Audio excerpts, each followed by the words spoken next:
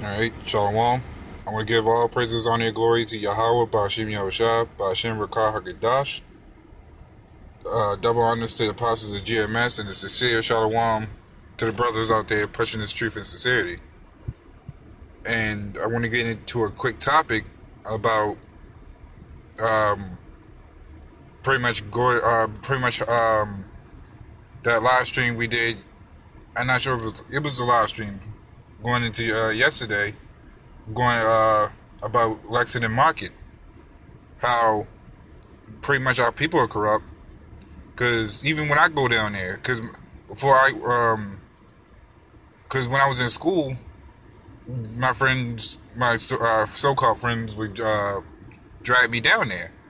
You know, try to sightsee, go around, go down the harbors, check out the waters and stuff, or some of the accessories they have. But before you get to the harbor, there's Lexington Market, the basically the land of drug addicts. And I get such a bad vibe there, like a bad feeling there. Even doing a video down there, it's so demonic down there. It bears on my spirit sometimes, even just thinking about it, because it's like it's so much heavy spirits down there due to them drugs. And then I look back on Esau, because he's the one who started all that mess. That devil's got to pay for all that. Sure, we could blame how niggardly our people are, but Esau's the cause of that. I won't say Esau is the full cause of it, because even going back back in ancient times, people were still going off only because of their own selfish reasons. But to have our people strung out like that, that's some sickening stuff that I've ever seen. And it bothers me a lot, because these people could have, I won't say, well, basically what I'm saying is that these people could have done something better than dealing with these drugs. But these are the conditions our people are in, because they can't handle the stress that Esau puts on them. But we can't. What are we going to do with these people? Even if they wasn't strung on drugs, they still 2/3. That's why Jeremiah 11:14 it says, "Pray not for these people, for I would neither hear a cry or lift up. For I would neither lift up a cry for them." And these people don't cry out to the Lord. And if they did, they still 2/3. The only chance they have of salvation is to get blown up. That's the only way they can actually feel better. Because right now they feeling sick, terrible.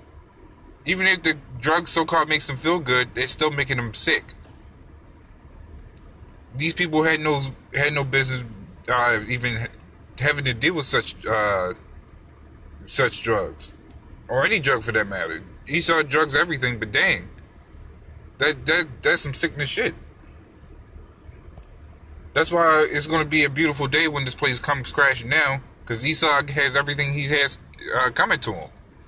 As it says in Isaiah 14:21, prepare slaughter for his children, for the iniquity of their fathers.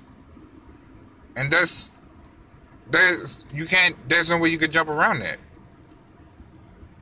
There's no way you can jump around that. These Edomites gotta pay, because they're the one, them fake Khazars. They gotta pay for that. They're the one who implemented all these drugs coming around, and they make a market off. They make a profit off of it. If they ain't making a profit off of food and water, or gas, or wars, it's off of our own people on these drugs. And they make a hell of a lot of money out of it. How is it that you could even get that many drugs into one big ass community, or one big ass area, I should say, and it just never stops? If all them drugs wasn't there would be no drug addicts all over that place. That's the only reason why they even stick around. It's the main setup. For them, that's the hook. For them, that's their way of living. And I prayed and I pray and thank the Lord that He did not have me like that, or any of the brothers like that, because that's one hell of a way to go down, and not in a good way either. So that's why these Esau's got to pay, because the state of our people is the worst ones. Now Esau's starting to feel it, but it's still not the same as what we're still going through. And these fake Khazar rats have the nerve to pretend that they're going through the curses. Of anything, they putting the lower class Edomites through curses.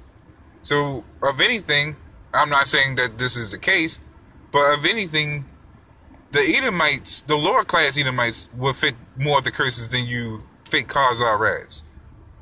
But even still, even the lower class Edomites do not fit the curses like Jake does. The so-called Negro, Latino, and Native Americans, the Hispanics, we suffer more than Edomites do. We suffer more than the Arabs do. We suffer more than any other heathen nation out here. And Esau is living it up in his kingdom, or his queendom, but his kingdom. Why? Because he makes a profit out of everything. But in that day, this place is going to fall.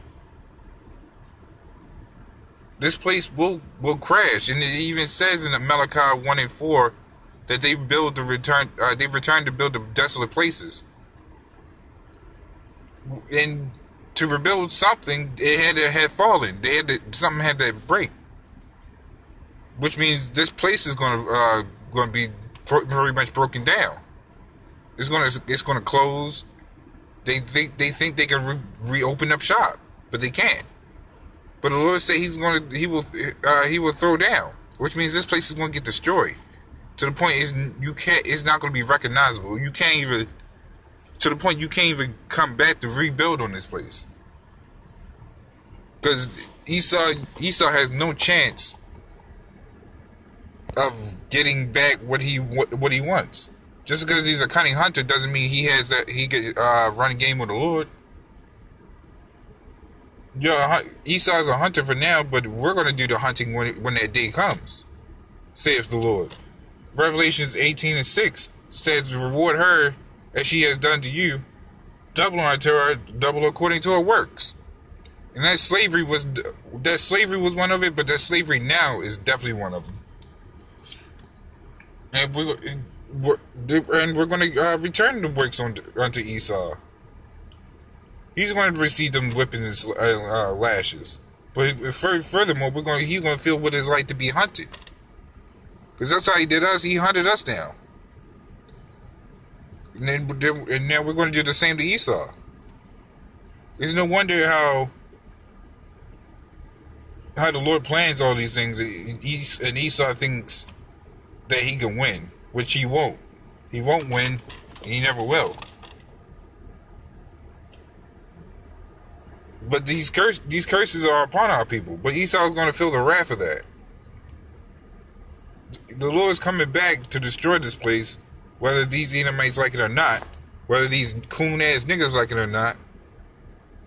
Because we're only out for the elect, but our people fail to understand that you can't wake up every black woman and child, as they like to say it. It's not meant for everybody. If it was, these people wouldn't be acting like the way they were.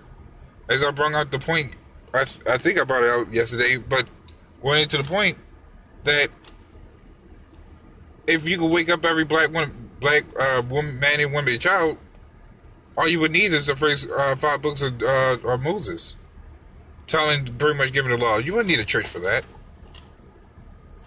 You wouldn't need a church for that. These people fail to understand that you can't wake people up, no matter how you look at it. That's why these people got to get destroyed. That's why I bring out Jeremiah 11:14. Don't pray for these people. They'll be good on the other side. we gotta focus on waking up the elect, and that's what matters. So with that, I just want to say shalom and death to this wicked society.